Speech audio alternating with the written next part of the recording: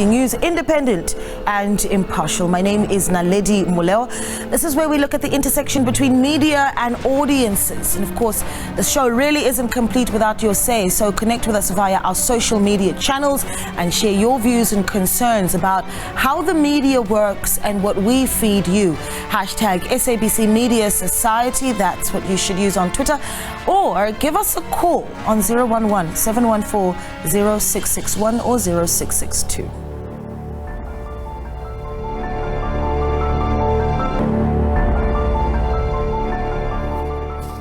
Well, we start here this morning. When we received access to social media, one would have thought that they could curate, that we would be able to curate our lives the way we want. But that's not quite the case for many young women who wear their African traditional outfits at various events. This is because there are many African traditional outfits that leave the breasts of young women exposed. Well, YouTube was once taken to task for removing videos of the reed dances of eMaSwati.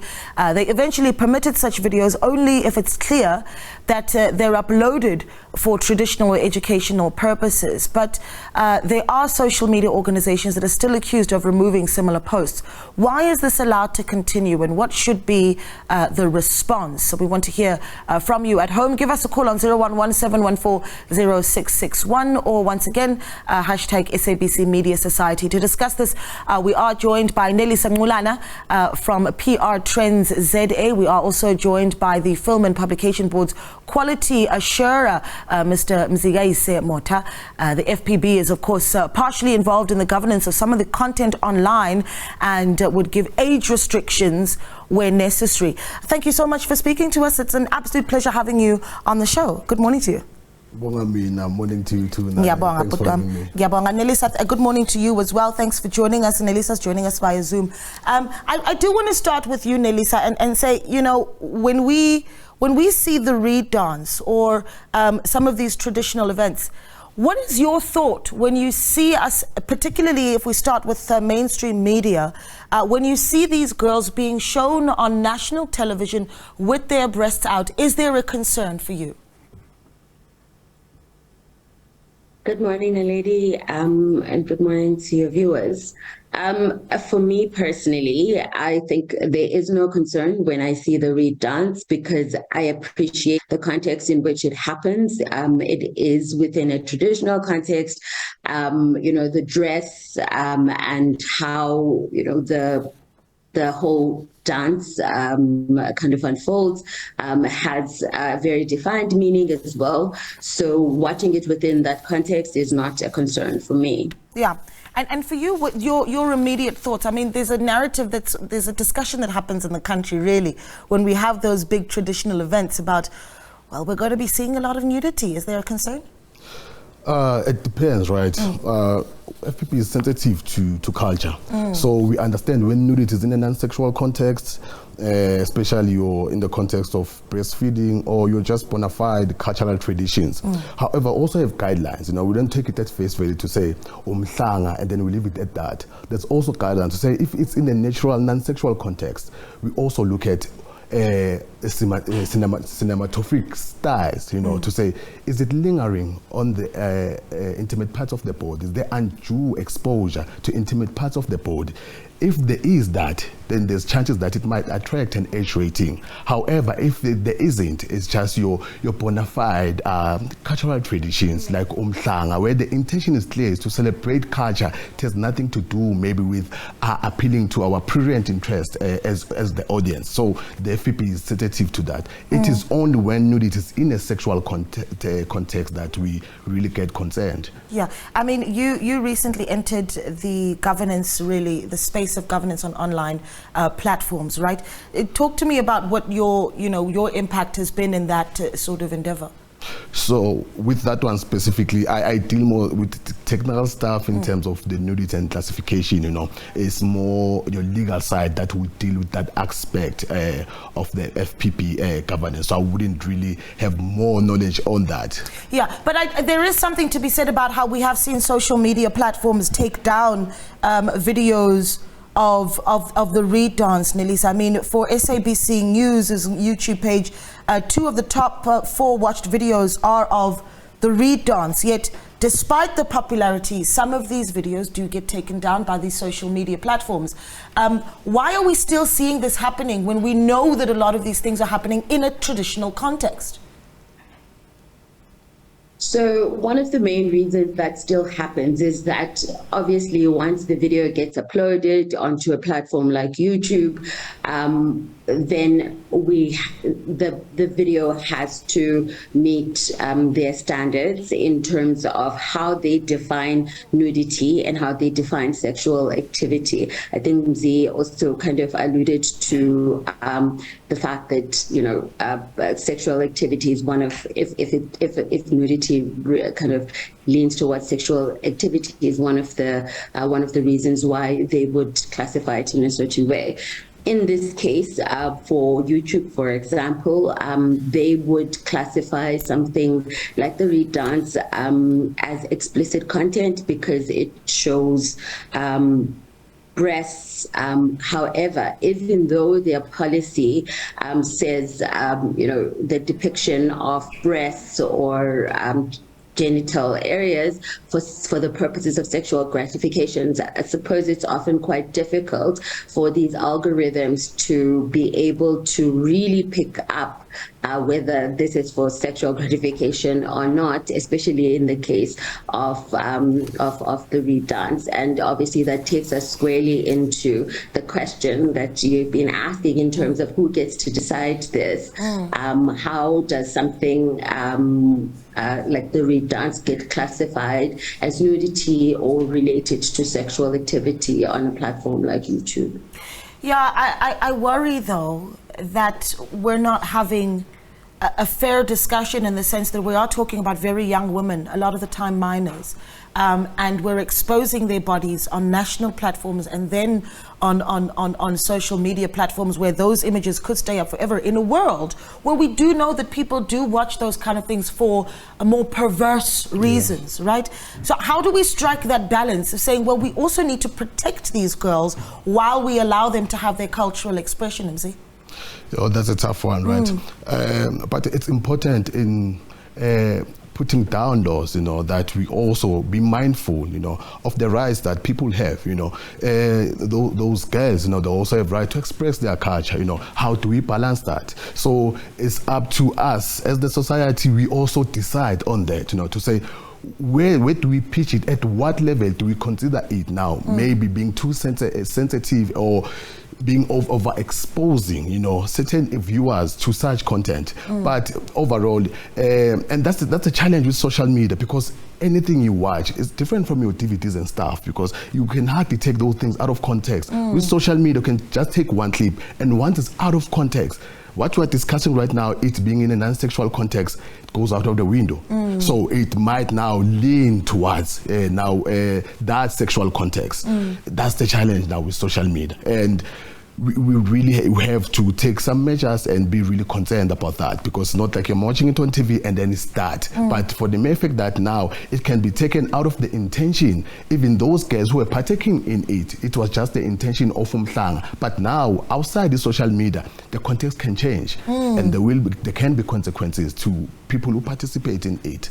Yeah, I'm going to bring you in on that same question, Nelisa. I mean, where do we strike the balance between protecting these girls from people that do have perverse intentions? So I think there are a couple of things here for me, Naledi. One is also the responsibility of those who capture images of young children. We know that journalists and broadcasters have to kind of subscribe to certain codes when it comes to how they represent children on media platforms. So I would think here that would be one of the things I would lean on, that underage children should not be filmed in that way and posted on a news platform in that way. That's one. And on the other one is to say that we obviously need to keep educating society around the responsibility in terms of how we put out children on social media platforms, because as you rightly say, that while these young girls are there as part of a celebration of culture, the unintended consequence of that is that when these images land on social media, we can't, or the internet actually, just in general,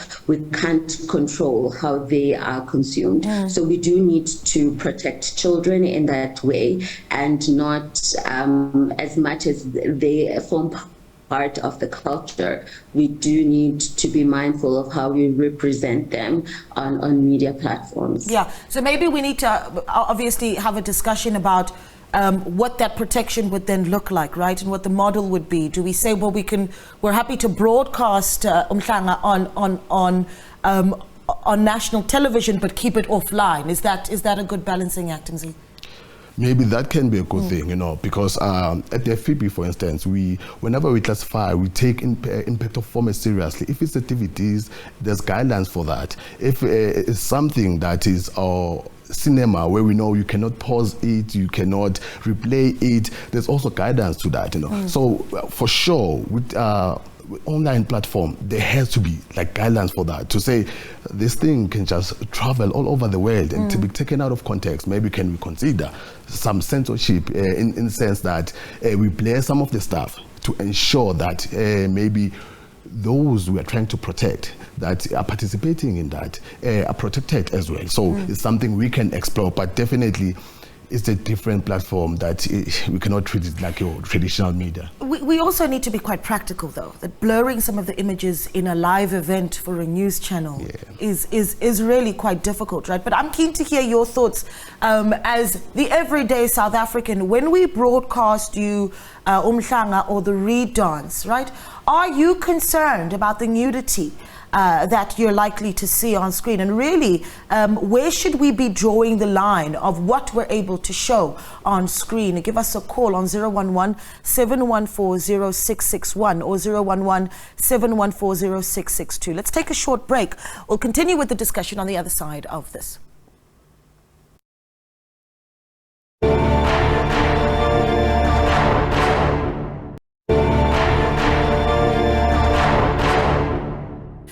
Welcome back. We are still watching Media and Society with myself, Naledi Mulo, and my guests are Nelisa Ngulana from PR Trends ZA, as well as Mr. Mzigaise Mota from the Film and Publications Board. We're talking about nudity on national television and on social media, particularly where traditional events like the Reed dance are being broadcast. Do you think that we should be showing those images of young girls with their breasts exposed? Give us a call, 011-714-0661. We have a caller on the line. Donald is on the line in the Northwest. Donald, good morning to you. Good morning, ma'am. How are you? I'm well. Thank you for calling. Yes, ma'am. What are your thoughts, Donald? Yes, ma'am. My thoughts about the nudity, I don't see any problem with it, because I think that is our way of expressing our culture. Do you think that it is okay, though, for us to broadcast it on national television, considering that we do live in a society where the safety of women needs to be protected so heavily? This is the rape capital of the world. Yes, I don't see any problem for others, because what is happening on TV, it is because what is happening in TV, it shows and it promotes virginity among our black young children. So if you broadcast it over the TV, all the nation will be able to see it.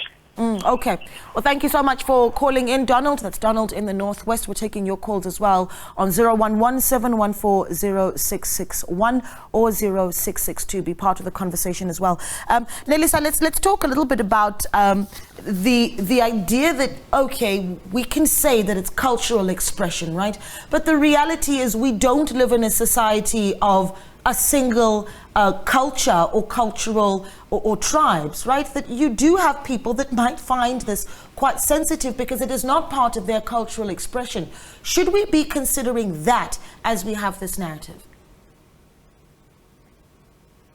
So I think there are two ways also to look at that, right? There's being able to broadcast the reed dance is a way of educating those people who are not aware of this. And it's also, like the caller said, Donald, it is a way of celebrating the culture, as well as connecting members of that cultural community together. You know, the platform gives them that opportunity to be able to see the dance. And in that way, there's nothing that shouldn't be of concern. On the other side, I think we still have not fully answered the question of whether how do we capture this in a way that is responsible, in a way that obviously recognizes that young girls in this instance are vulnerable, and that the reed dance can be taken completely out of context by people who are really not interested in the cultural aspect of it, or don't know the cultural aspect of it. Can I throw that ball back to you then, Nelisa, and say, what is the recommendation then? I mean, I said a little bit earlier with Mzi about whether or not it's time for us to start talking about whether we should be publishing this content online and just, or perhaps not, and then just keeping it on the national mainstream media platforms, right? What is the recommendation of how we strike that balance from you? So, I mean, definitely, I mean, I think it's within the mandate of the SABC, for example, of a broadcaster like the SABC, to show something like that on national television. I don't think that is inappropriate within the South African context. However, when the SABC itself packages this content for online platforms, and understanding that these online platforms, such as, you know, if you're posting videos to your YouTube or your Instagram, there are guidelines, there are community guidelines there are policies around posting, you know, nudity, even though we know that the reed dance shouldn't be classified as nudity, but we know that those platforms will regard it as nudity. So in the packaging of the content for those platforms, there are a couple of things. One, obviously the captions need to be very clear around why this is, you know, the context of the video. And secondly, subscribe to the relevant ethics around the representation of children, especially on online platforms, to make sure that we find a way to either cut out the clips that have young girls, or like Mzi suggested, to blur out the private parts of the young girls, to make sure that you know, the video meets the required standard for that particular platform. Yeah. Mzi, is this an issue that we need to be perhaps talking about age restrictions then when we broadcast events like that? Sure, I don't know how you're going to go about doing that, but we definitely have to be sensitive to the diverse society that we live in. You know, as much as maybe the Zulus and the Swati might be compatible with that nudity, you find that as much as it's not necessarily harmful, but you find for other communities it might be age inappropriate. So now we have to go into what certain viewers, different age categories, where will they be comfortable with watching such content and maybe not feeling undue exposure to such material. So we go into that as well. But age allocations, the thing is with FPP, it depends on the material. It's case by case. I cannot just say without having seen the merits of a case and determine if it would warrant a consideration for an allocation of age ratings or not. But with the FPP, if it's not in a non-sexual context, it wouldn't warrant any age allocations I feel like there's a little bit of denialism in this discussion, though, because we keep throwing this idea that it is cultural expression, and we keep denying the fact that the numbers that are watching this content may not be watching it for the same reasons. There's a reason why on SABC News' YouTube page, 2 of the top 4 watched videos are those of the reed dance. Let's be honest with ourselves. Are we being disingenuous in saying, oh, people are watching in their numbers only for the cultural expression aspect of it, Mzi? Okay. I can't really get into that other part of it, but it's true what you're saying, right? It's something that should be taken into consideration. However, when we classify, it's not only for a certain number of teenagers that maybe we feel may be perverted, it's for the South Africa as a whole, you know, and we don't want to deprive young girls, because sometimes it's more than about nudity.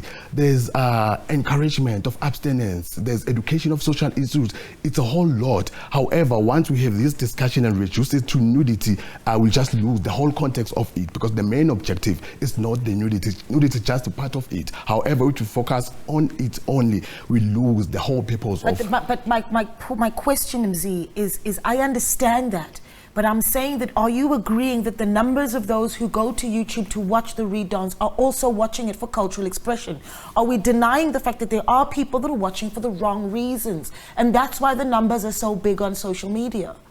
There's that possibility. Yes. There's that possibility, and if enough research is done to confirm that, you know, some evidence that can go into those guiding principles to say when it goes to that platform, guys, let's consider that there's this number of individuals who are not there for the culture, who are there for their own reasons. How do we then deal with it? But at the same time, balancing the right of those who want to express that culture. Yeah, but the protection of girls needs to be in there as well. Let's take calls on 011-714-0661. How do you distinguish between nudity that we really shouldn't be showing on national television and even on our social media platforms versus just cultural expression, right? Let's hear Thabo on the line in Tembisa. Thabo, a good morning to you. Ngiyaphila, Puti. Thanks for calling. What are your thoughts? Yeah, I don't have a thought. It needs my expression. Yes, sir. Yeah, Mama, it's like she must be talk for its side. She must talk the side of the culture. And for a man's culture. She knows the truth. You can't let your child of a girl to express herself nudically. I don't know how to speak English, but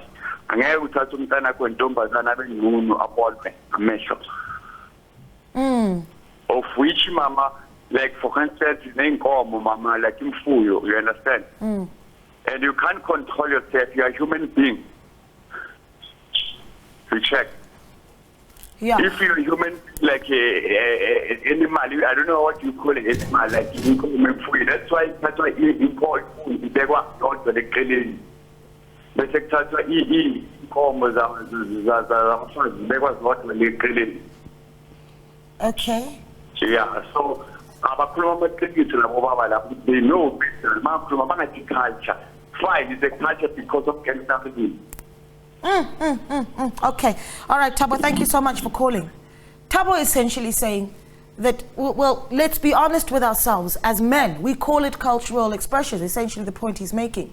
But would you be comfortable with your own child being naked and being seen by everyone? I think it's a valid point that he's making here. But let's take another call. I think it was Raja. Raja, is that you on the line? Yes. Thank you so much for calling. Yes, thank you. What are your thoughts? I'm from Polokwane. Yes, thank you, Raja. What are your thoughts on the discussion? Can I use study? Yes, you can. Yes, whatever this your culture is very much important in our life. Because so express this thing, like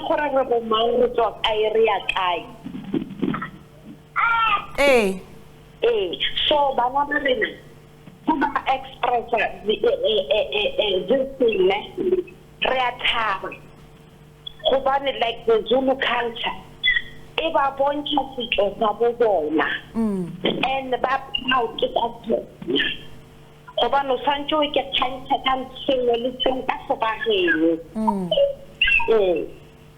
Okay. Thank you so much for calling. That's Ausraija in Polokwane essentially saying there, just to translate for you, is that, well, as Africans, we are very proud actually when we see those images of those young girls because it is such a wonderful celebration of our culture. I'll take more calls on 011-714-0661. So let's talk a little bit about what we do on social media, Mzi. I'm going to come back to you on this one, right? On social media, do do we then allow for comments? Because there's the idea that the discussion that are happening sometimes in the comment section may not be, may not be one that we should be having when we're celebrating these young girls. Of course, there's elements to that in our culture. There's elements to that we cannot ignore, as Utabo has expressed as well, that concern, you know. But in dealing with it, we cannot personalize it and make it subjective, you know. We say objectively, and if we see now, because before we couldn't have mechanism to see the comments, to see the numbers of people viewing that, but now we do, you know. And then if we feel now there's stuff that will go outside of that purpose of intention, then and through the comments that you mentioned, and we can see that through the comment, surely there's something that must be done to say, how can we express that culture without showing certain things that we feel may be sensitive, or we feel that whoever, the daughters or the kids who are participating in there, you know, their privacy or that just their protection is protected in that, you know, then we can find those means, because you can express that culture, you can find other ways just to express the culture, all those objectives without necessarily showing maybe the genitalia or focusing on the bare breast and all that, you know. So I think it can be achieved if we feel as a society the route that is taking, in a sense that there's platforms, your social media, that can be, you know, appeal to certain individuals that will take it more for whatever reasons other than what Umhlanga is meant to be. Yeah. Nelisa, I'm going to bring you in here, and I'm going to bring in the big P word, patriarchy, right? Are we in a way trying to protect what is possibly a very patriarchal cultural system that exposes young girls and doesn't protect them in a country that needs to be protecting them? So I think, you know, as Mzee was talking, in terms of how do we strike the balance, I think the conversation is far bigger than just, you know, deciding what to post on social media, how to post on social media, how do we treat this in a world where obviously there are more audiences than just the intended one that accesses and consumes content.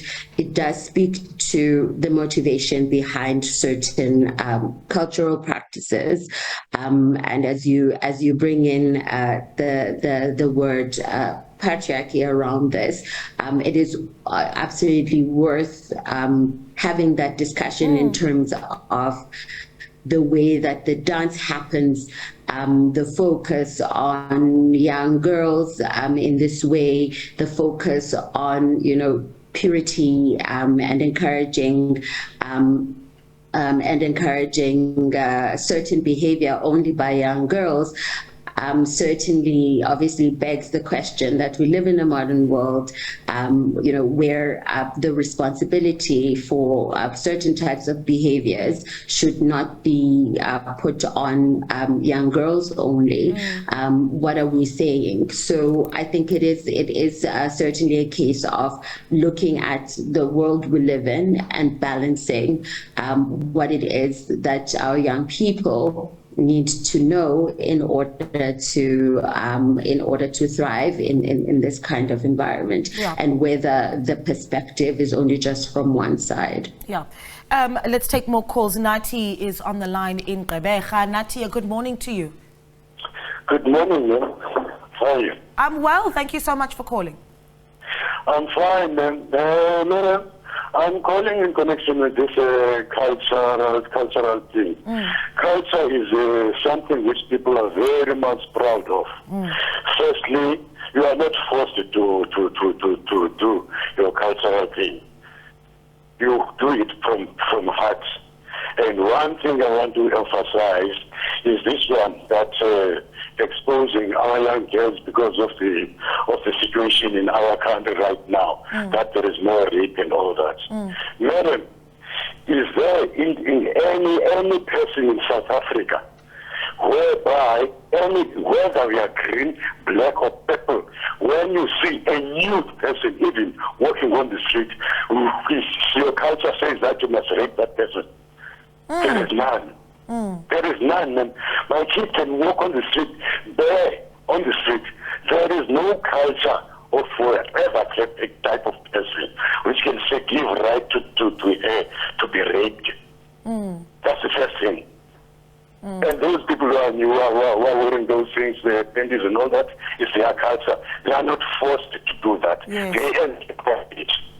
Okay. I quite like that argument, actually, Nati. Thank you so much for calling in. Nati there in Gqeberha saying, well, there is no excuse for rape, and we say this over and over again as a country, right? That seeing a woman naked is no excuse for perverse behavior. But I think let's wrap it up from the FPB side of things. What is the work that you're doing now to continue keeping this discussion alive and somehow ensuring that we're able to have these girls celebrate their cultural expression, but also somewhat protect them, whether it be in mainstream media or on social media? Basically, it's trying to educate the viewers, trying to educate the audience, you know, because as I said earlier, the fact that it's happening annually doesn't mean other cultures are familiar with it, you know, just so they can understand the purpose and what they seek to achieve just in the society by having that, you know. So FPP is always trying to do that and just educating the public on the guidelines that we use to assess if a scene of nudity, you know, is in a sexual context or non-sexual context, and just so they can know good they have rights, you know. If bafuna ukwenza lokho kukubo, but we have guidelines. Not as much as kumhlanga, we don't take it as face value to mhlanga then no age rating. We have guidelines as well to look at where is the focus in terms of camera work as well. We go into that detail, go into some of the things, we look at the overall work, you know, what are they talking about, what is the intention, all those things, and then we decide then if it's worth allocating age rating or not. Yeah, and Nelisa, before we wrap it up, I think let's be a little bit more optimistic also and talk about how I think that just recently when we saw Mhlanga, there was just something so beautiful about seeing that cultural expression, right? This is after media houses have so many times been criticized about the attention given to, say, the British royal family, but there's something beautiful about being able to see our own cultural events shown to the country in such great detail. What do you say to that? So I think it's absolutely essential for us to be able to see our cultures. It's absolutely essential for us to see ourselves in the content that our broadcasters and media platforms choose to show us. That absolutely goes without saying. These are beautiful celebrations, and we should have access to them. Yeah. However, on the other hand, for media platforms, for broadcasters, this is still, journalism. It's still showing content. So it's important that in the packaging of that content, we don't lose the rules that apply to different platforms. Yeah. While it may be completely okay to broadcast as it is on South African television within a context where the viewers completely understand, the dance and have an appreciation for Zulu and Swati culture, posting the same content on international platforms such as social media has obviously a completely different perspective. So when posting on those platforms, it's important to understand all the different considerations that need to be made in order for that content to be safe and be seen in a way that it will be appreciated for what it is. Yeah. Yeah, thanks for that, Nelisa. Really great contributions from our guests on that discussion. And thank you so much to those of you who called. That there, Nelisa Ngulana from PR Trends ZA. And thanks as well to the Film and Publication Board's Quality Assurer, Mr. Mzikaise Mota. Let's take a short break. Another discussion on the other side of this.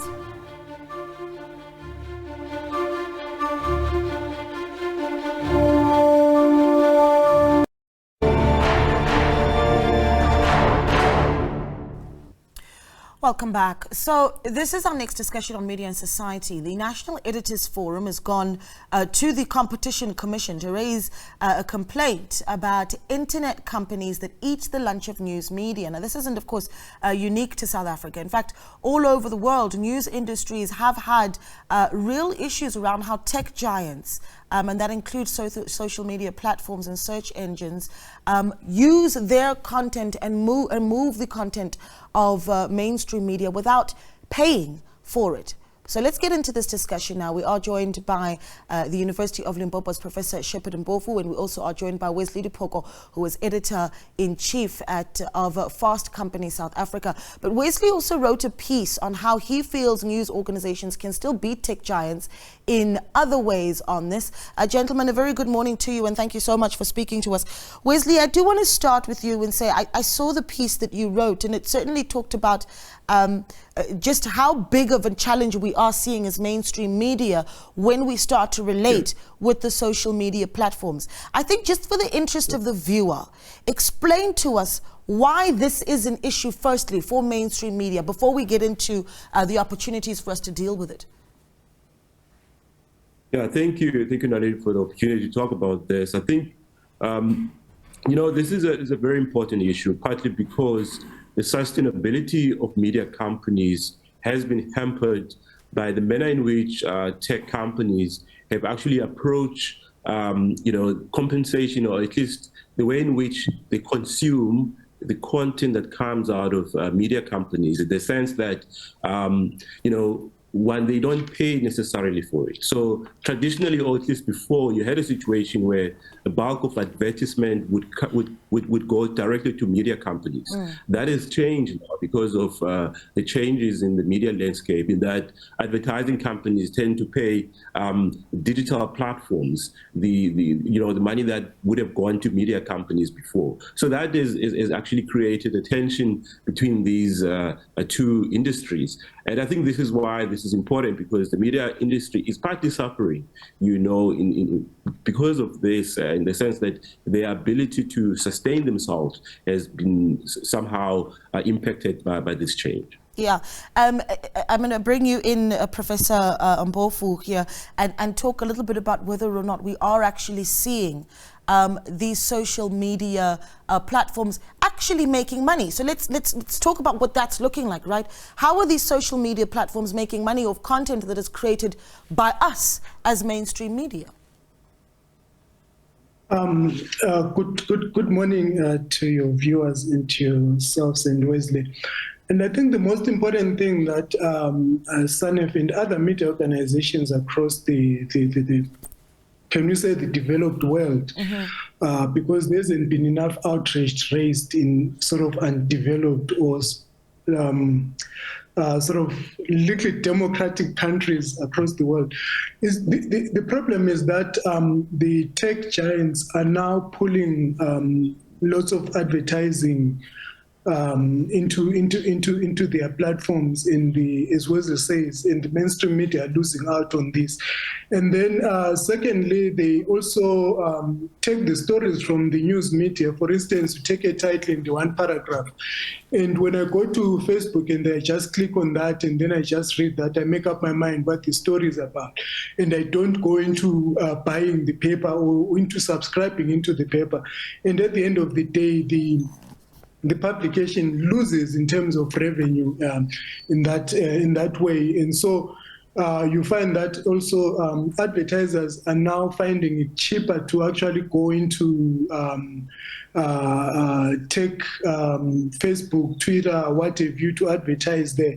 And another advantage that the tech giants have, by the way, is that they can actually manage to sort of target individuals with specific adverts that are sort of important to them. 2 weeks ago, I was looking for a bicycle for my son. And, the whole week I kept on getting bicycle sales and stuff and all the kinds of designs. And I'm doing my gardening now, and I keep on getting different types of flowers, seeds, and all those kinds of things. So they can easily, tech giants can easily monitor me, get to know the profile of the person, and then target individuals. So they've got a lot of advantage in terms of their use of data, but at the end of the day, it's the mainstream media that are actually losing in terms of revenue. And also the loss of revenue affects public interest stories, in that newspapers will end up shutting down or even downscaling. And now I don't even know what is happening in my community, because there are no more journalists, there are no more newspapers to do that. So the effect is quite bigger than the fight between or for revenue between news media and also the tech giants. At the end of the day, is vigilant citizenry that loses, and you'll get to a point where citizens don't even know what's happening around them. They can't make informed decisions at the end of the day. Hence, it's quite important that the media becomes, or the media are protected from the competition by the tech giants. And other democracies have actually taken a lead in this. You look at Australia, you look at the US. Nigeria is, in Africa has also done some inroads into this. So it's quite important that there's some form of regulation that actually takes place, and that actually governments become involved in this for the sake of serving journalism at the end of the day. Yeah, I want to talk a little bit about the role of government in a little bit later. So let's bank that, because once we start getting into the recommendations, we'll start looking at what should be done. But Wesley, I'm reading from your article on IOL, and I actually want to quote you here. It says, the media industry has given up its power by allowing global big tech to become the distributor of its own content. That's interesting, because you're putting a lot of the responsibility on mainstream media and saying, well, this is what we gave to them. Yeah, no, exactly. I think, and having said that, I think, this is not to say, why media entities are not deserving of being paid. However, I think the point I'm trying to make is that the attitude should be not just about expecting that compensation, if you want. So I think if you go back to the point that you're raising, I think if you consider the fact that distribution of media content, even the manner in which media companies, or at least the measurement of who ought to get what, is also informed by tech companies. Just about the entire supply chain, if you want, is actually controlled by big tech companies. And I'm saying that I can understand why it happened, but it shouldn't be like that going forward. The media companies need to take over, need to take control, because as long as you have this situation, you will continue to have media companies having to beg big tech companies. And that's not a healthy situation for the industry to find itself. So, I mean, I make an example of the fact that before, media entities owned printing presses, and that allowed them to have the power they had. But now that whole thing has changed. You have essentially the means of production actually being owned by big tech companies, and that's problematic. Yeah, I'm wondering if the reality here is that we are perhaps not thinking about the fact that many of us consume our news media online anyway. I mean, how many people go back to the SABC News YouTube page to catch up with the news versus actually switching on their television? So I think a question we're going to ask when we come back really is just how much power do media houses really have? Where do you consume your media, and do you think that online platforms should be paying mainstream media for content that we put up online? 011-714-0661. Stay with us.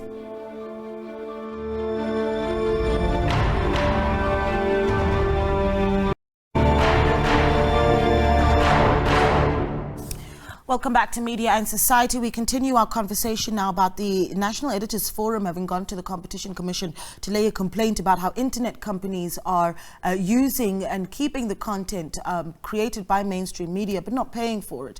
And we have this discussion now with Professor Shepherd Mpofu from the University of Limpopo, as well as Wesley Dipoko, who is the editor-in-chief at Fast Company South Africa, who's written a piece on IOL about how he feels news organizations can still beat tech giants in other ways. Prof. Mpofu, I want to come to you with the question I asked before we went into the break there, right? Where I said, listen, the reality is that the majority of us are consuming our content, particularly from social media anyway, that mainstream media organizations are between a rock and a hard place, and there's nowhere for us to run at this stage. What do you say to that? It could be true that we are consuming media from or news stories from social media, but excuse me, the question should be what kind of information are we getting, or what kind of conclusions are being made? And social media is sort of fleeting and it's not meant for deep thought. And I'm trying to imagine somebody who stays 20 minutes reading a story from one publication, or going through all the stories that are flighted in the social media platform to make informed decisions. It's quite unlikely. And therefore, at the end of the day, it becomes important for a system where people engage with the media outside the environment of social media, as it were. This is, for instance, you have other publications who now have their own apps, where you go through the app and actually you click on stories and you engage with those stories and you read those stories, you debate those stories within those apps. But on social media, sometimes you just find, as I said, the first paragraph of the story, and that's it. And then if you are led to a situation where you go to a paywall, you have to pay. Most of us don't want to pay for news stories. As you find even some people asking for screen grabs from other people. What does that do at the end of the day to the media institutions? They lose revenue because the hits, the visitations are going to social media and not to the media media sites, as it were. So the consumption. Sorry, I'm running out of time, so I want to get to a few recommendations before we close, and I'm going to stay with you just for your last shot here, Professor Mpofu, and say, what is the how does government step in? We have seen government stepping in some democracies, and I use this word reservedly, by the way. Countries like Australia, America, the UK, Japan, I think, where there have been certain laws where the media also get a share of the cake, as it were, from these tech giants. So the example is there. Yeah, I'm sorry. The example is there, and it's interesting that you mentioned some of those countries, because the example is there of government stepping in and saying, well, this is the model that we use and you will abide by this, by our construct. So that certainly speaks to how government needs to step up. Wesley, just a parting shot from you, and share with us the recommendations that you put down in the article as well, the approach that mainstream media should be taking. Yeah, so two things. One is that I understand what the Australians have done, and I think there's an appetite to do exactly that, to legislate. However, I think that one has to be very careful about, relying on that. Of course, media entities ought to be compensated for their content. That's fine. But that is not sustainable. And one has to understand that the tech giants are not doing this willingly. In fact, what has happened in Australia, I think Murdoch has managed, because of his power, has managed to get these companies to agree to pay. So that's the context, and that's not going to be the case across the world. Now, assuming they do agree broadly, that is not something that's going to be sustainable going forward. What will likely happen is that tech companies will change how they use media content. All right, so there's something that's happening right now where you have tech companies almost moving away. Okay, if you look at I'm gonna step in here just in the interest of time, Wesley. I get that. What do we do? What's the recommendation for mainstream media? I think media entities ought to create their own tech platforms. Media entities have to come together. I know it's not easy, but media entities have to come together and create tech platforms that they own and own the entire tech. Platform, so that they don't have to beg media, or at least the big tech entities, in the process of getting revenue and all those kind of things. That's a big ask, Wesley, but let's leave it there. Thank you so much for your time. Really, really appreciate it. That there is Wesley Diphoko, Editor-in-Chief of Fast Company South Africa, and thank you as well to Professor Shepherd Mpofu from the University of Limpopo. And that's where we wrap up Media and Society. Thank you so much for joining us. We're back again next week, Sunday, between 9 and 10, right here on Channel 404. Have yourselves a fabulous Sunday.